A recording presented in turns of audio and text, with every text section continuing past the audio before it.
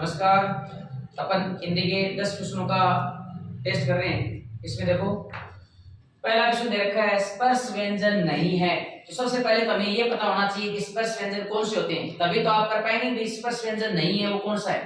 तो स्पर्श व्यंजनों की संख्या जो है वो 25 होती है। स्पर्श व्यंजन की संख्या कितनी होती है? 25 होती है। 25 में कहां से कहां तक होते हैं? क से लेकर के मैं तक, क से लेकर के मैं तक, यानी कि क वर्ग क ख ग घ ड़, च वर्ग च छ ज झ ट वर्ग ठ ठ ड ढ ण, त वर्ग त थ द ध न और प वर्ग प फ ब भ म। ये क से लेकर के मैं तक स्पर्श व्यंजन होते हैं। उनकी टोटल संख्या 25 होती है, क्योंकि ये 5 वर्ग हैं, पांचों में 5-5 होते हैं, तो संख्या हो गई 25। तो अब हमें क्वेश्चन ये चाहिए कि स्पर्श व्यंजन नहीं है। तो पहले में है क ख द भ, तो इसमें सारे आ रहे हैं, क्योंकि ये क से लेकर के मैं तक के वर्ग का क्वेश्चन कंप्लीट कर रहा है, इसका मतलब ये स्पर्श व्यंजन है। हमें तो वो बताना है कि जो स्पर्श व्यंजन नहीं है। अब इसमें देखा है थ च फ ख, ये भी है क्योंकि इसमें थ च फ ख है, वो क से लेकर के मैं तक का कंप्लीट कर रहा है। उसके बाद में दे रखा है ग ज ये ब, तो ये नहीं है। क्यों नहीं है? क्योंकि इसमें जो ये आ गया, ये क्या है? अंतस्थ व्यंजन है। क्या है? अंतस्थ व्यंजन। ये अंतस्थ व्यंजन है। ये रे ले वे, ये 4 अंतस्थ व्यंजन होते हैं। तो इस ग्रुप के अंदर ये आ गया, ये आने की वजह से ये स्पर्श व्यंजन का ग्रुप नहीं है।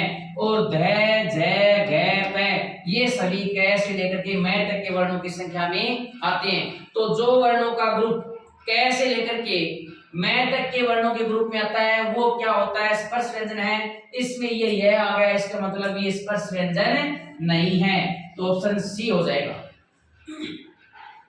उसके बाद में रखा है ढ का उच्चारण स्थान क्या है? तो ढ का उच्चारण स्थान क्या है? मुर्दा। क्या है? मुर्दा। मुर्दा, मुर्दा में क्या क्या आते हैं? देखो त थ ड ड और अण, ये किस में आते हैं? मुर्दा में आते हैं। तो इसमें हमारे को ये पूछा है ढ, तो ढ ये रहा।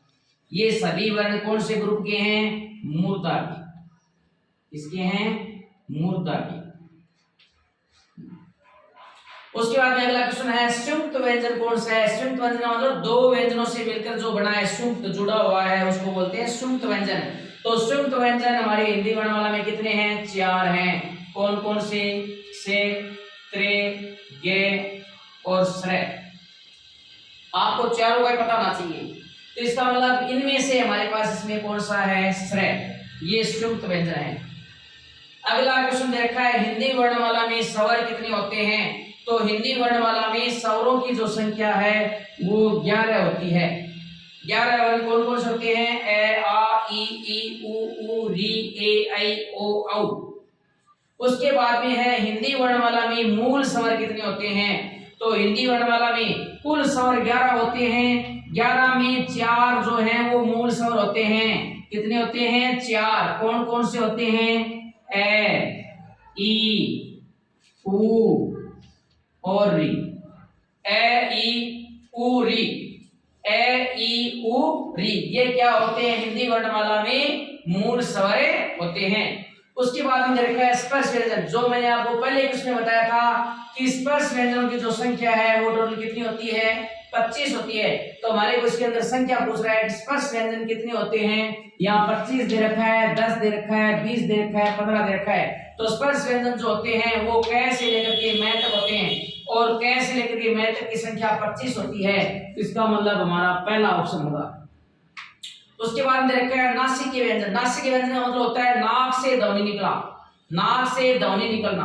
तो नाक से ध्वनि किस किसकी निकलती है? अड़े, ये, अणे, ने और मैं।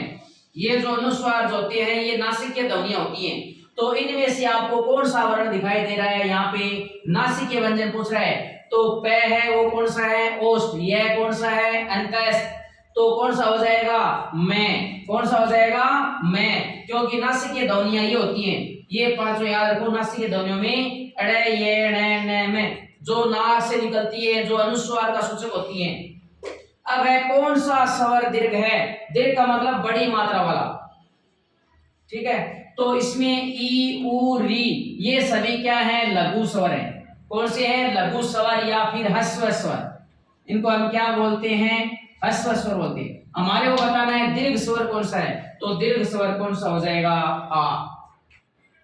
उसके बाद में देखा है उत्क्षिप्त व्यंजन कौन से होते हैं, तो उत्क्षिप्त व्यंजन ट, ठ, ड, ढ की लाइन में ट, ठ, ड और ढ, ड और ढ के नीचे आगत बिंदु लग जाता है, तो वो क्या हो जाते हैं, उत्क्षिप्त व्यंजन हो जाते हैं। कौन से व्यंजन हो जाते हैं, उत्क्षिप्त व्यंजन हो जाते हैं। उसके बाद में देखा है ए स्वर का उच्चारण स्थान है, ए स्वर का उच्चारण स्थान, तो इसका उच्चारण स्थान ए का, आ का, क, ख, ग, घ और अड़, इनका जो उच्चारण स्थान है वो होता है कंठ, वो होता है कंठ।